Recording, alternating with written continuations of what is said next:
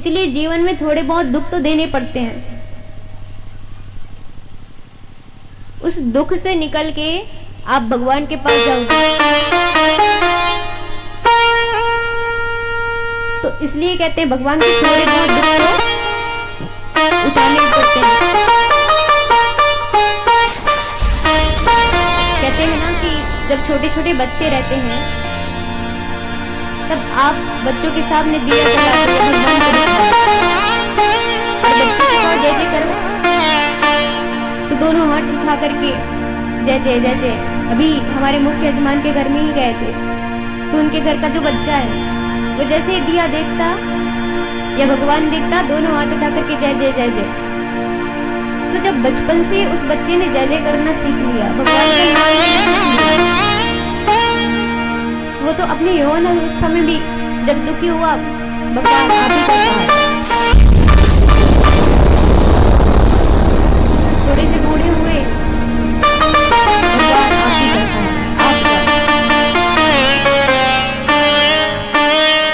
जब बचपन से उस बच्चे को संस्कार मिल गए तो जीवन भर प्रभु का नाम लेगा ना। तो संस्कार ऐसे दो जो जीवन भर चले।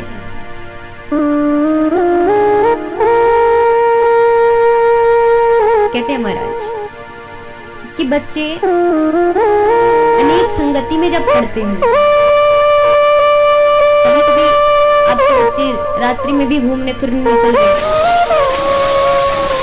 किसी के साथ जाकर के बैठते हैं, बातचीत कर रहे हैं, हंस रहे हैं, तो आप उनको बुला करके कहते हो मेरी संगति बहुत बिगड़ चुकी है।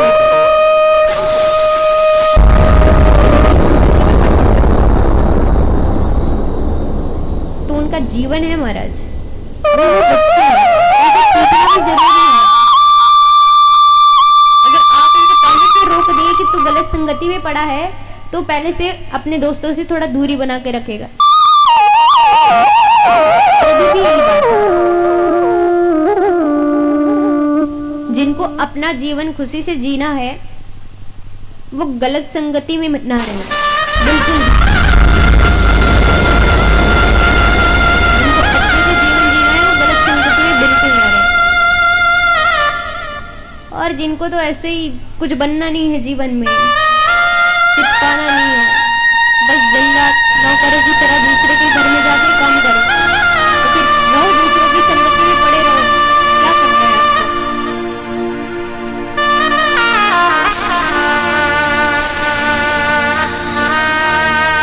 ऐसे नहीं कि भगवान आपको तपस्या करके ही मिले, आप गृहस्थ में भी रह के भगवान को पा सकते हो।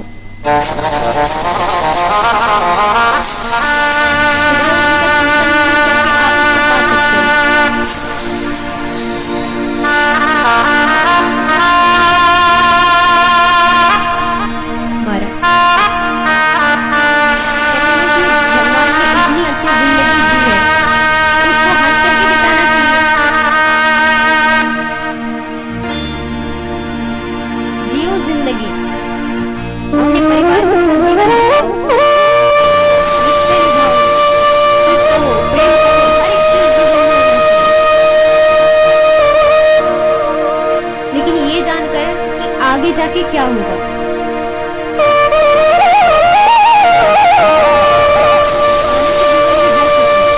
लेकिन उसके बारे में पहले भी आपको जानना चाहिए कि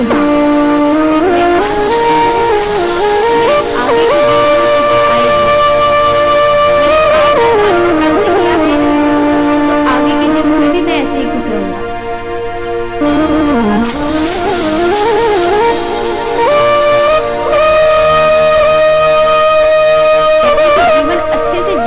रिश्ते निभाने चाहिए।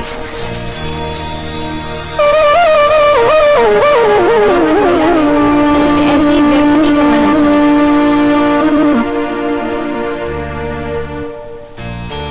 तो कहते हैं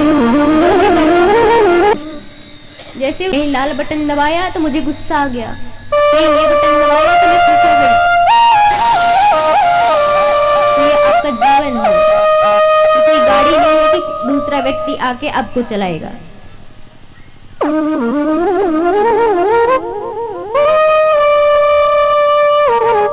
जीवन है, खुद को कैसे जीना है कैसे नहीं, ये आप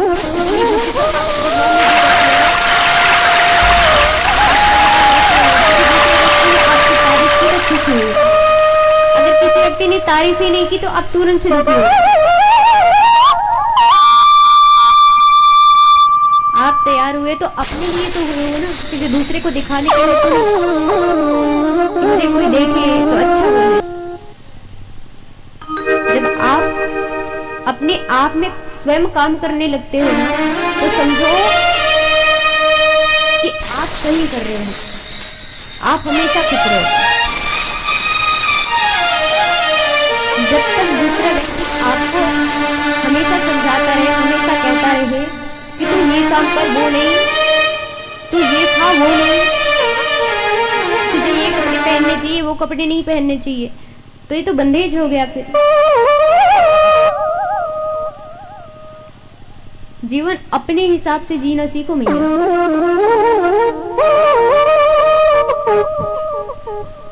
कोई व्यक्ति आपको कितने समय तक सिखाएगा? आपके गांव वाले आपके जीवन तक आपको नहीं सिखाएंगे। जब आपको गुस्सा या कुछ लगा, आए समझाए, देखो भाई ऐसे का ऐसा हुआ, समझ जाओ, कुछ समय आपको समझाए। हम भी आए हैं हमारे संगीत परिवार को लेकर के आपको ज्ञान योग सप्ताहपारायण सुनाने के लिए। कितने दिन तक रहेंगे आप लोग के साथ? 7 दिन, उससे ज्यादा तो नहीं। 7 दिन के बाद हम भी यहाँ से चले जाएंगे।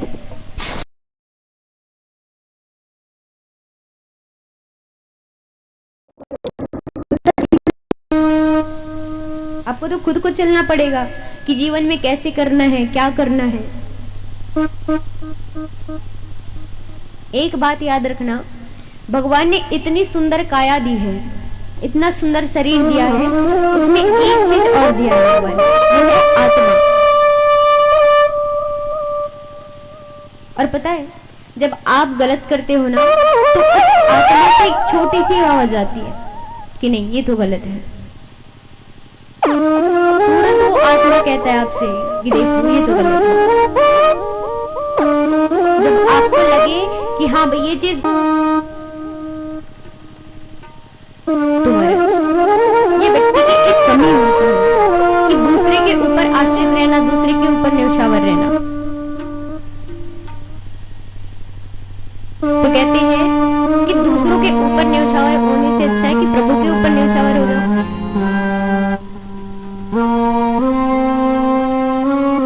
भगवान तो सबसे बड़ी पूजा है ना।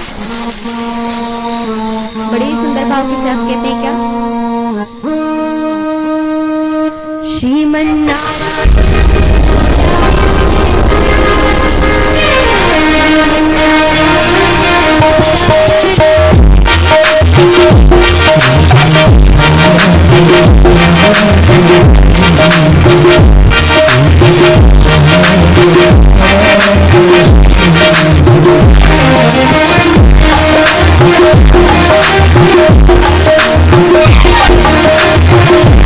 देवी देवता आते हैं,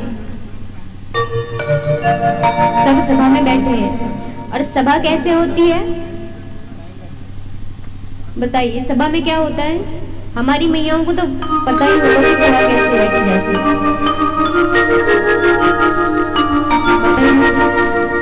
ऐसे तो कथा भी पीछे चल रही है हमारी मैयाओं की।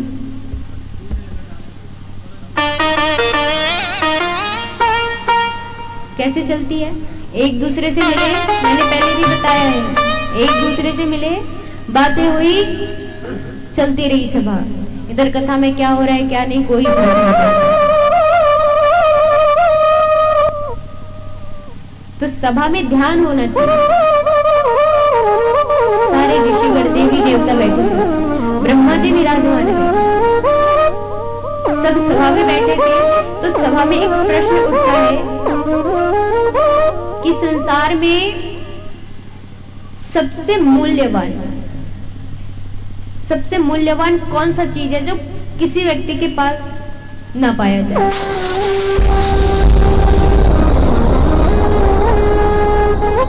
कहते हैं वो 3 लोग 14 भुवन में सबसे ज्यादा कीमती है। ऋषिगण देखते हैं, बैठे हैं,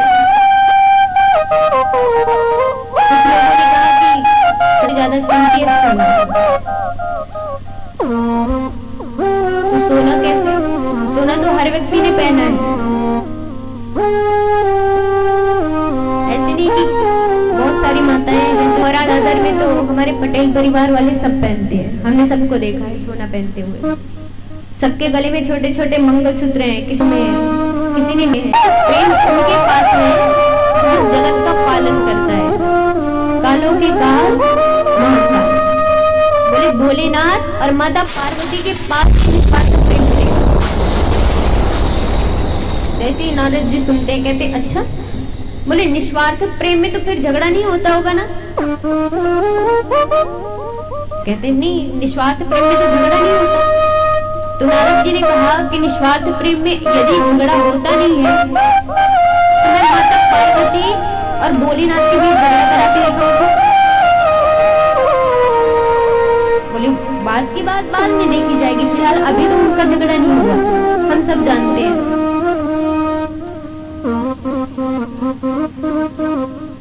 देखिए महाराज, पति पत्नी के बीच में झगड़ा कब होता है? जब व्यक्ति अपनी पत्नी को समझे, तब एक पत्नी गुस्सा करेगी कि मेरा जीवन बीत गया, आपने मुझे कभी समझा ही नहीं, मैं इतना समझाने का प्रयास करती हूँ फिर भी आपने मुझे समझा नहीं। दूसरा, जब पति पत्नी के ऊपर शक करे या तो पत्नी पति के ऊपर शक करे, तब हद से ज्यादा झगड़ा बढ़ता है।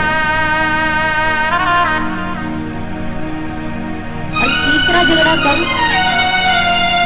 जब आप पति पत्नी दोनों हैं, इसके बीच में कोई तीसरा व्यक्ति आए और उस तीसरे व्यक्ति के कारण आपका झगड़ा हो, तो ये तो प्रेम नहीं है। जब आपको अपने पति के ऊपर विश्वास नहीं है या तो आपके पति को आपके ऊपर विश्वास नहीं है, मेरी पत्नी ऐसे कर सकती है, तब तो आपके ऊपर झगड़ा होगा, आप दोनों एक दूसरे पे हावी होंगे।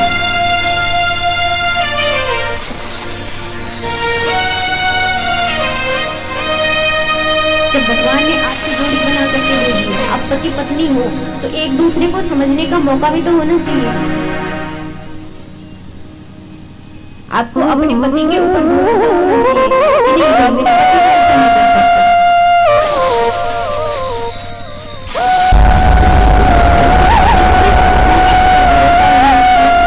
मेरी पति कभी ऐसा नहीं कर सकता।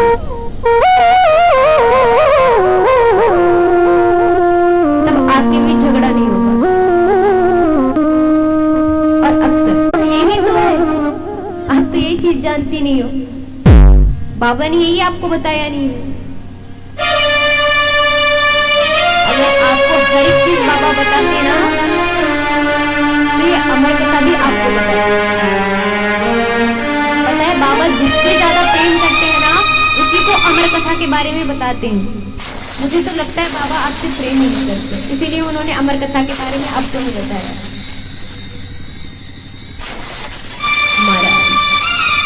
जैसे माता पार्वती ने सुना, माता गुस्सा हो जाती है कि मुझे इन्होंने अपना प्रिय नहीं समझा, उन्होंने मुझे अमर कथा के बारे में नहीं बताया। माता तो इधर गुस्से में है कि आने दो, उनकी खैर लेती हूँ। जैसे ही माता गुस्सा हुई, नारद जी कहते हैं कि मैया देखो, बाबा को बताना है कि नारद जी यहाँ आए थे।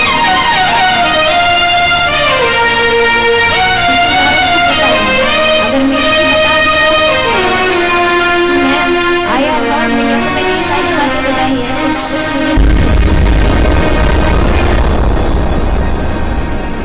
तो कहते देखो भैया, मैंने सबसे कीमती चीज आपको बताई है, इसीलिए आप बोले बाबा को बताना नहीं कि मैं यहाँ पे आया हूँ।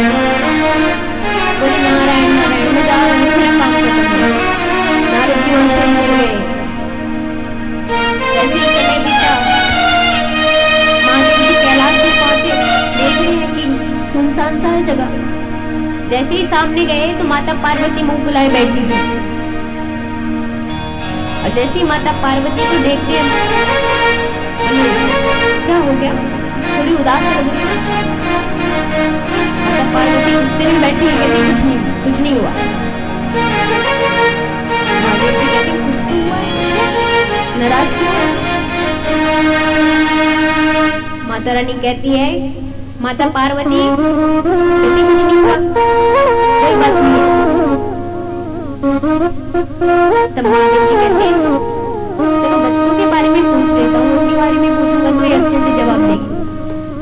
महादेव जी कहते, चुपचाप बैठी थी तो महादेव जी कहते कि कुछ तो हुआ होगा, क्या हुआ बताओ। तो माता पार्वती कहती हैं कुछ नहीं, सब ठीक है, सब ठीक है, थोड़ा सा भांग दे दो। अब जैसे ही भांग की बात सुनी फिर से गुस्से आ गई, दिन भर तुम्हारे की भांग, मेरे पिताजी ने इतने नाजों से मुझे पाला है,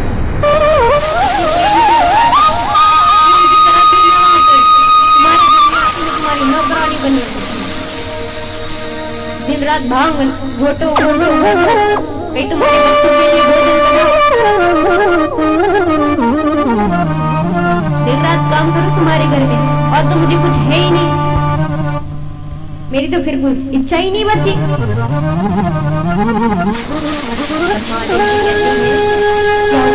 अच्छे से बताओ क्यों क्रोध में हो।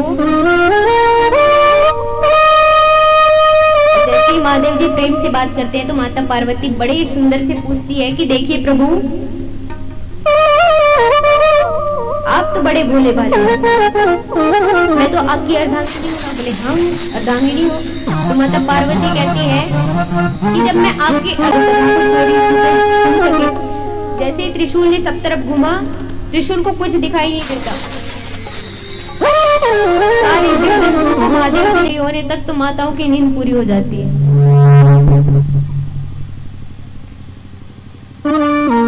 जमाई मेरे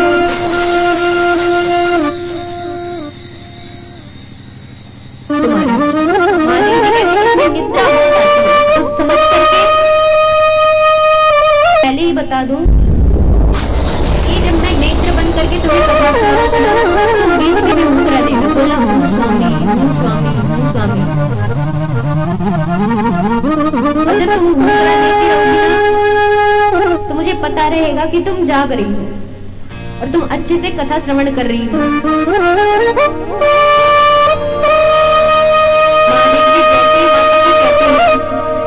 देना, जैसे ही कथा शुरू करने वाले होते हैं कि महादेव के पीछे में एक पेड़ रहता है, उसी पेड़ में एक सूहे बालक का अंडा होता है, अंडा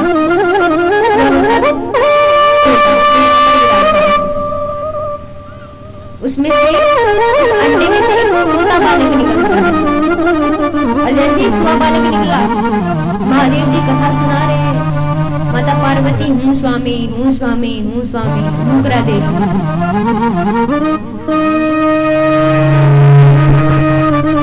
और जैसे ही माता पार्वती हुकरा दे रही है तो क्या होता है, बड़े सुंदर बात के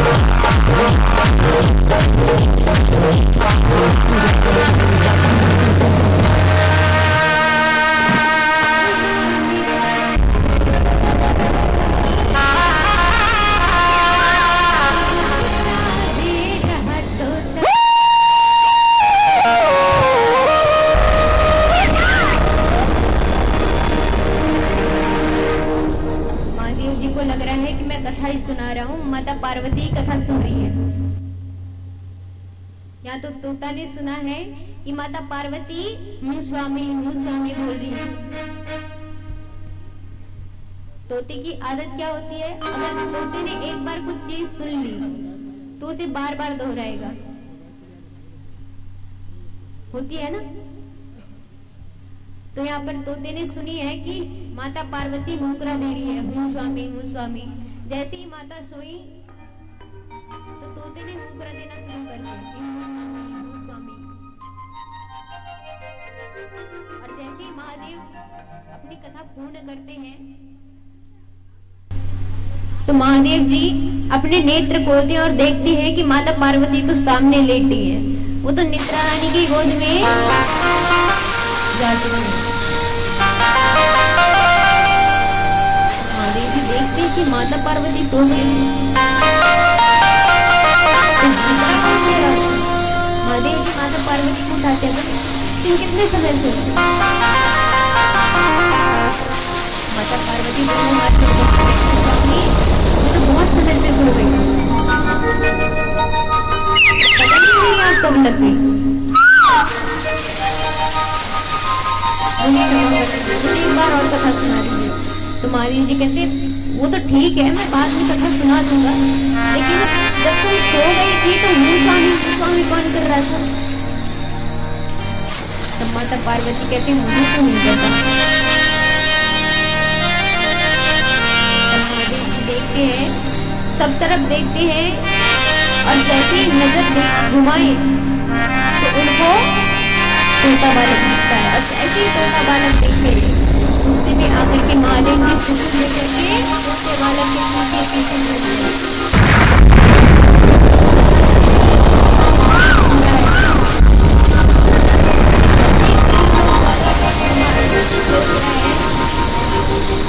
कि जब दैत्य प्रहार करे, दैत्य झगड़ा करे, मारे, तो देवताओं के पास आते हैं। या तो देवता खुद मुझे मारने के लिए दौड़ा रहे हैं, अब किसके पास जाओ? तब उनको याद आता है जब देवता स्वयं पीछे पड़े हो ना, तो ब्राह्मण के पास जाना। ब्राह्मण देवता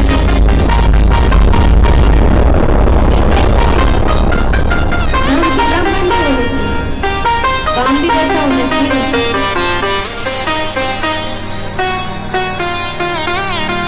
उनमें भी भक्ति होनी चाहिए। ऐसे नाम के ब्राह्मण होने से थोड़ी चलता है। जैसे ही तोता बालक ने सुना, सोचा कि ब्राह्मण देवता बचाएंगे, तो तोता बालक ने जैसे सोचा वो भूलोक पे आता है, और भूलोक में आता है किसके घर? वेदव्यास के घर। और जैसे ही वेदव्यास जी के घर आता है तो देखता है कि वेदव्यास जी की पत्नी उबासी ले रही। और जैसे ही उबासी ले रही थी, तोता बालक ने समय देखा, अपने छोटे से रूप में वेदव्यास की पत्नी के गर्भ में जाकर के बैठ जाते हैं।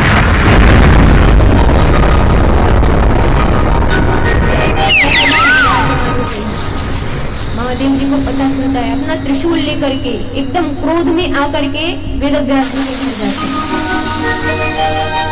जैसे ही वेदव्यास जी के घर पहुंचे तो वेदव्यास जी देखते हैं महादेव जी आए, प्रभु प्रणाम। जैसे ही देखी कहते हैं प्रभु एक तो कभी कभार आपके दर्शन हुए, वो भी ऐसे रूप में जिसे देख करके व्यक्ति आपको आपको तो देख करके भगेंगे लोग।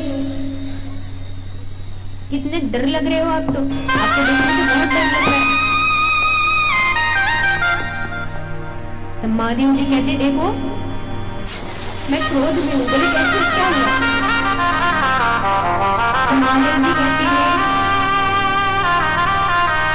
कि किसी ने मेरी अमर कथा चोरी की है। अमर कथा क्यों?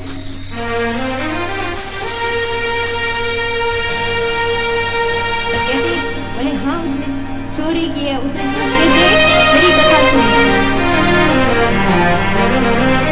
महादेव जी क्रोध में कहते उन्होंने मेरी चुपके से कथा सुनी है, चोरी से कथा सुनी है, मैं उसको छोड़ूंगा नहीं, मैं आज ही उसे मृत्यु दूंगा।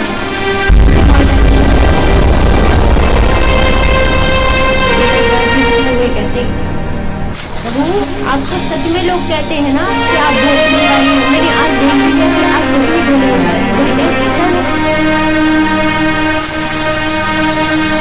तो वेदव्यास जी कहते हैं देखिए प्रभु आप कह रहे हो कि उसने आपकी अमर कथा चोरी की है, उसने चुपके से आपकी अमर कथा चोरी की है, अमर हो गया ना, और वो अमर हो गया तो आप उसे मारोगे नहीं।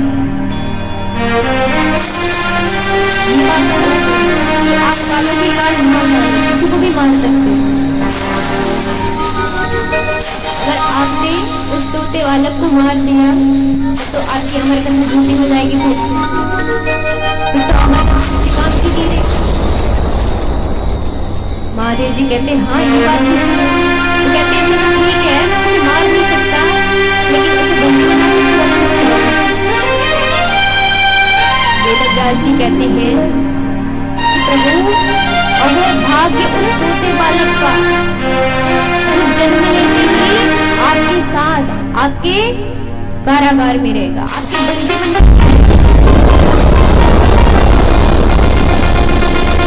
कितना बड़ा भाग्य करके आए होंगे,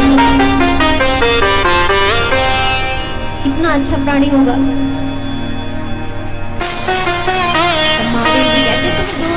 सोचो जो कहना है कह लो, लेकिन जब तक वो तोता बालक बाहर नहीं आता तब तक तुम्हें हंसी जाऊंगा। तब महादेव जी कहते हैं कि तोता बालक तो गर्भ के अंदर चला गया, ऐसे तो बाहर आएगा नहीं, जब तक उसका समय नहीं होगा तब तक वो बाहर नहीं आएगा। तब महादेव जी कहते हैं कि मैं वेदव्यास के ही घर में 1 वर्ष की समाधि लेके बैठूंगा। तोता बालक तो गर्भ के अंदर से सुन रहा है। तोता बालक कहते हैं प्रभु आप तो जगत के पालन करते हो, कितने कंजूस निकले।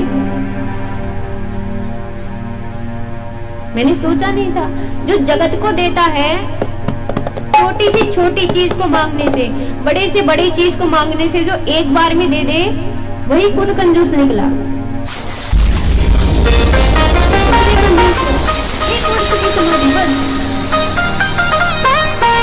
कहता है आप भले ही कंजूस हो मैं तो नहीं, आप भले कंजूसी कर सकते हो मैं नहीं कर सकता। तो तोता वाला कहता है आपने वेदव्यास जी के घर पे 1 वर्ष की समाधि ली है, मैं तो 16 वर्ष की समाधि इसी गर्भ में ली है। तोता बालक ने 16 वर्ष तक गर्भ में मरा।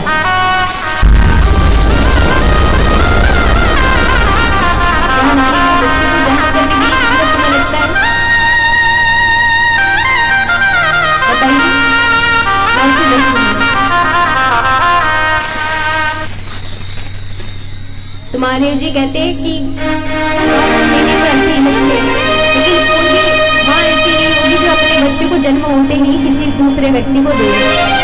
और महादेव जी ने कहा कि उस समय अपने बच्चे के साथ रह लेना, उसके बाद मुझे देना। क्या महादेव जी समाधि में बैठ गए। जैसे ही वर्ष बीते महादेव जी अपनी समाधि से खड़े होते बोले लाओ बच्चे को लाओ।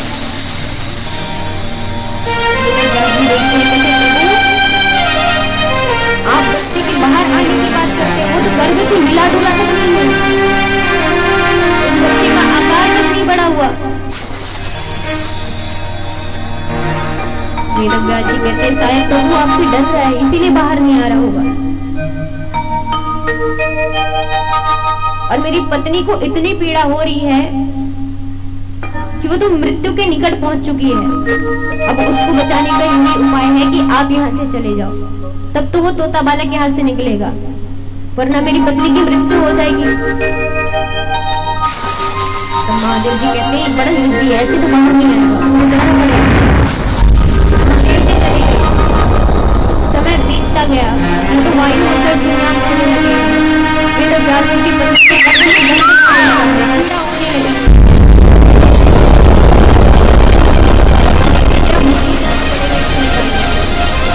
साक्षात परमेश्वर पे वेदव्यास जी के घर पे आते हैं और कहते हैं देखो तुम बाहर आओ, ऐसे तुम अंदर जाओगे तो तुम्हारी मैया के गर्भ में दर्द हो रहा है, वो तो नहीं कहना।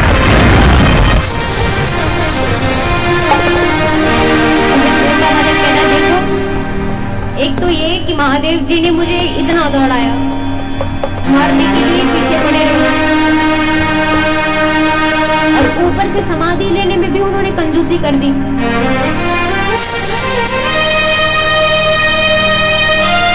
मैं यहाँ से इस गर्भ से तब बाहर आऊंगा जब आप इस मोह माया की दुनिया को बंद करोगे। मैं इस मोह माया की दुनिया में नहीं पड़ना चाहता, मैं तो भगवान के संकीर्तन में डूबा रहना चाहता हूँ। भगवान बोले ऐसे तो नहीं हो सकता, मोह माया की दुनिया कैसे बंद होगी? बोले ऐसे नहीं है तो मैं भी बाहर नहीं आ सकता। भगवान कहते हैं मैं जितना जिद्दी हूँ उससे डबल तो ये जिद्दी है। भगवान कहते हैं चलो ठीक है कोई बात नहीं। तब भगवान ने कुछ समय के लिए अपने वायुमंडल को सुनसान किया है और मोह माया की दुनिया को बंद करते हैं। जैसे ही मोह माया की दुनिया को बंद करते हैं तो वेदव्यास की पत्नी के गर्भ से श्री सुखदेव जी महाराज का जन्म होता है।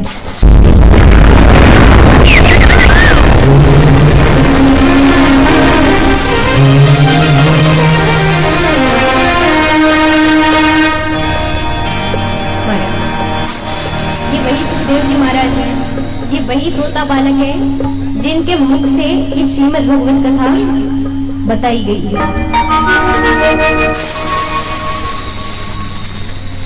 कहते हैं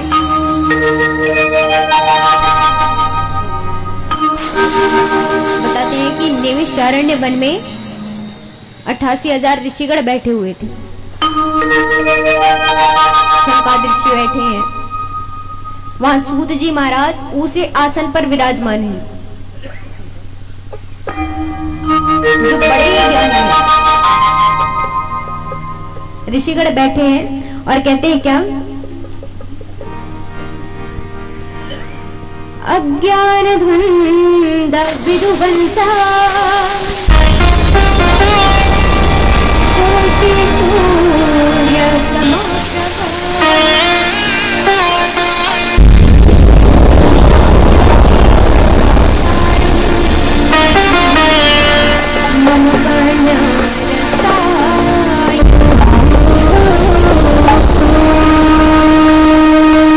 सूर्य कि आप में तो सूर्यों के जितना प्रकाश है, आप उतने ज्ञानी हो, आप तो इतने ज्ञाता हो जो लोगों को ज्ञान दे, और हम तो अज्ञानी हैं जो आपके समक्ष बैठे हैं। बोले आप हमें कथा सुनाइए, और ऐसी कथा जो कानों को प्रिय लगे, जिसमें मधुरता हो। सूत जी कहते हैं, बोले कौन सी कथा सुनोगे? तब बड़े सुंदर भाव के साथ कहते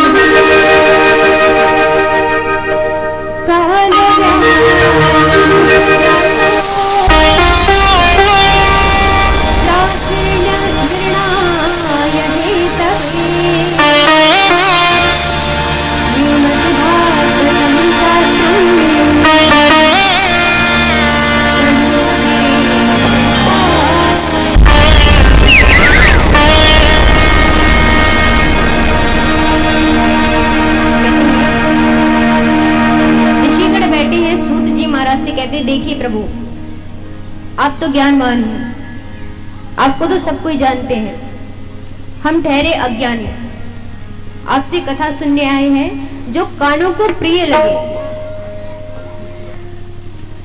और देखिए, इस कलयुग में तो मृत्यु सबके निश्चित है, जाना तो सभी को है। बोले हाँ, जाना तो सबको है।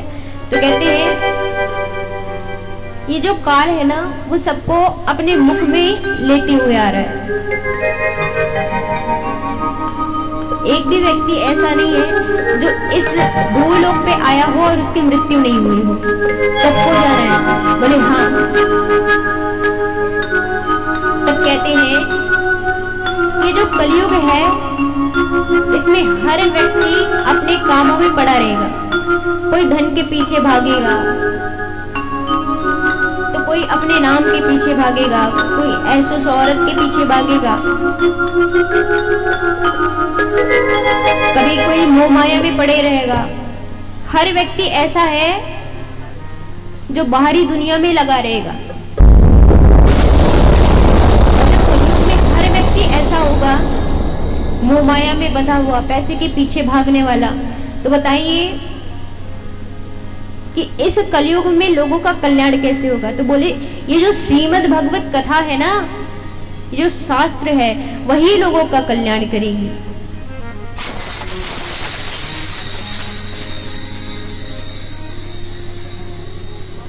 महाराज कहते हैं कि ये जो श्रीमद् भगवत कथा है, ये लोगों का कल्याण करेगी। बोले कैसे करेगी?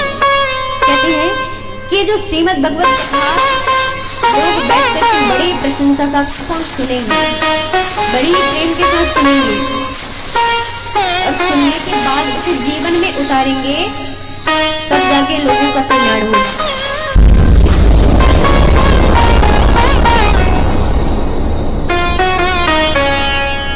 तब शौनकादिक ऋषि कहते हैं कि लोगों का कल्याण श्रीमद् भगवत कथा को सुनने से होगा, उसको अपने जीवन में उतारने से होगा।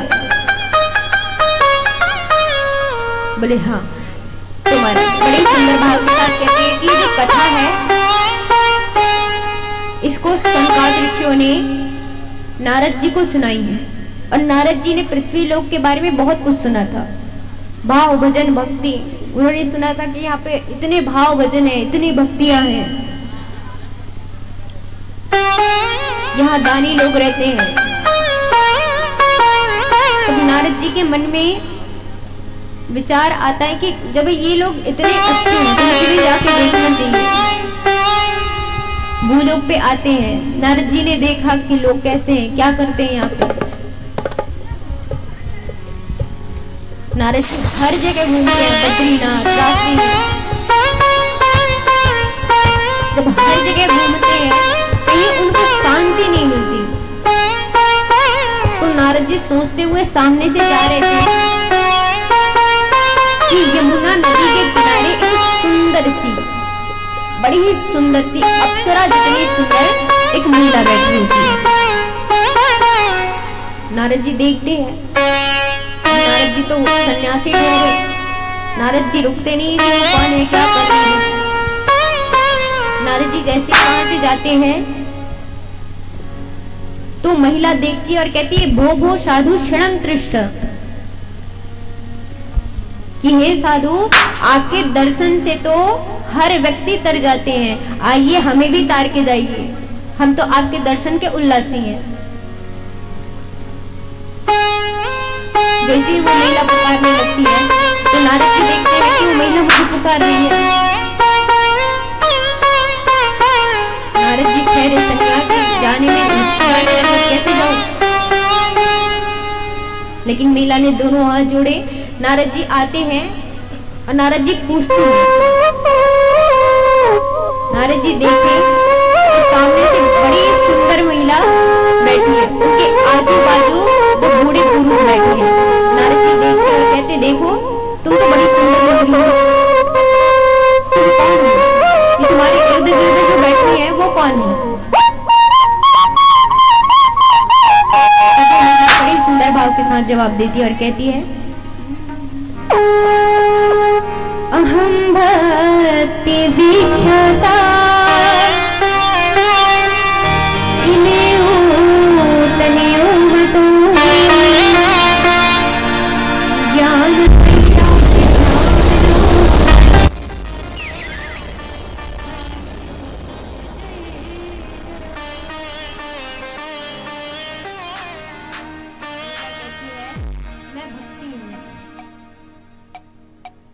मैं भक्ति हूँ। मेरा जो जन्म है ना वो दक्षिण भारत में हुआ है। जन्म तो दक्षिण भारत में हुआ, महाराष्ट्र में पली बढ़ी हूँ, पालन पोषण मेरा महाराष्ट्र में हुआ है। और जैसे ही बड़ी हुई उसके बाद मैं गुजरात आई, और जैसे ही गुजरात आई मैं बूढ़ी हो गई, क्योंकि वहां ऐसे भक्ति थे जिसे लोग सुनना भी पसंद नहीं करते थे। भक्ति कहती है वहां अगर कोई पंडित किसी दूसरे व्यक्ति के में टीका लगा रहे तो उस पंडित को गांव से बाहर निकाल दिया जाता था। गुजरात में उस समय भक्ति नहीं थी। और अभी अनेकों पंडित हुए हैं गुजरात में जिन्होंने अनेक शास्त्र लिखे हैं, रचे हैं। तो भक्ति कहती है उस समय गुजरात में भक्ति था ही नहीं, इसीलिए मैं वृद्ध हो गई। और जैसे ही मैं गुजरात से आई वृंदावन, तो वृंदावन में ऐसे लोग हैं जो भक्ति को मानते हैं, जो भक्ति के माध्यम से चलते हैं।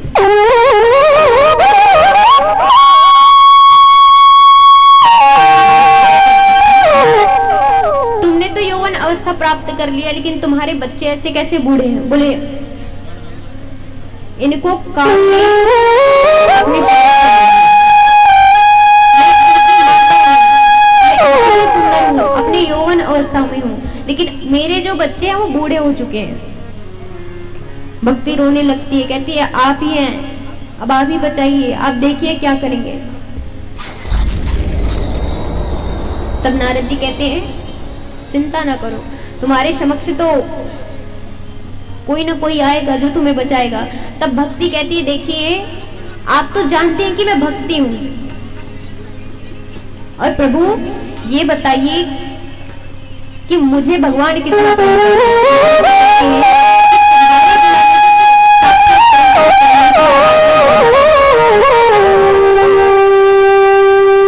तुम्हारे पास आते हैं तो सोचो भगवान तुम्हें कितना प्रेम करते होंगे। आते जरूर मुझे भी तो न्याय मिलना चाहिए ना, उसके लिए क्या करूं?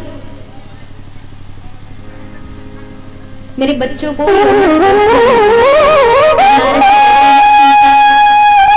बहुत सारे ऋषिगणों के पास गए,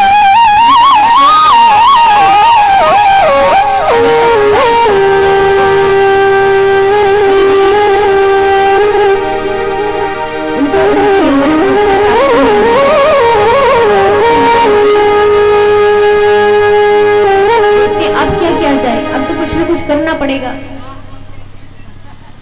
तो नारद जी देखते हैं कि अब कुछ करना पड़ेगा, तो नारद जी सनकाद ऋषि के पास जाते हैं। सनकाद ऋषि कौन है?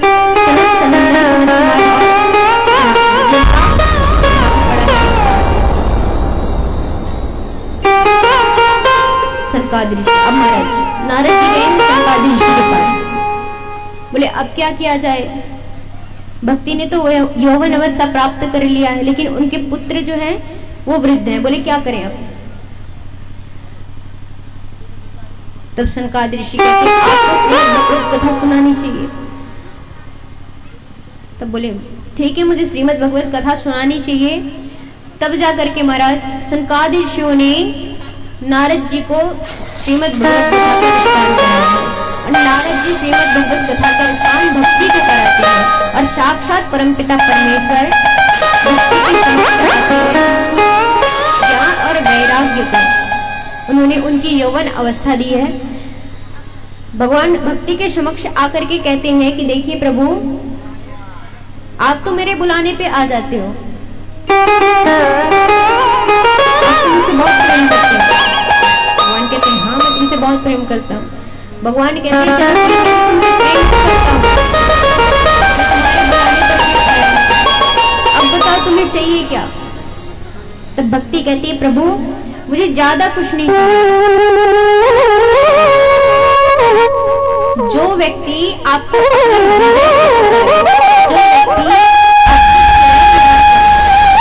बड़ा से बड़ा पापी क्यों ना हो,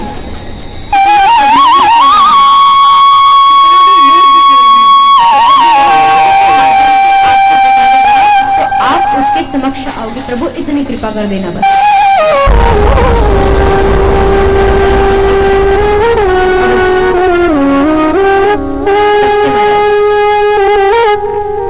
व्यक्ति वाले कितना पापी क्यों ना हो, भगवान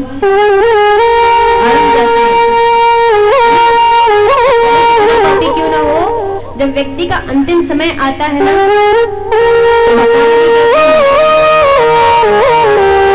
जब व्यक्ति का अंतिम समय आए और उसी अंतिम समय में कुछ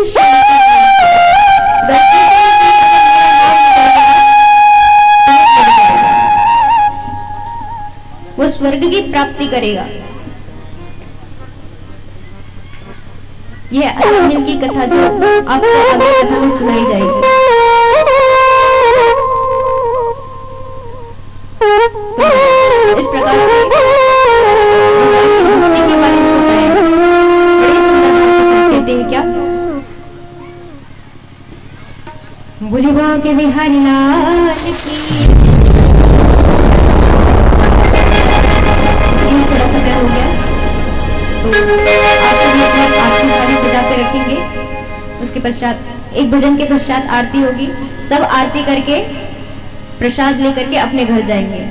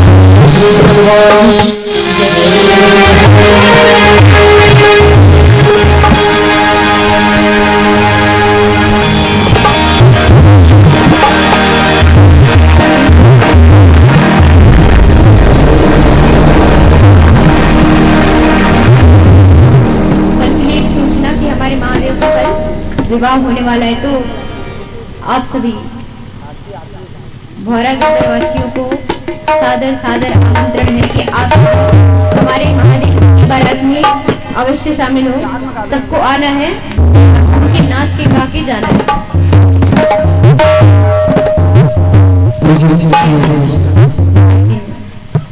आप सभी अपने स्थान पर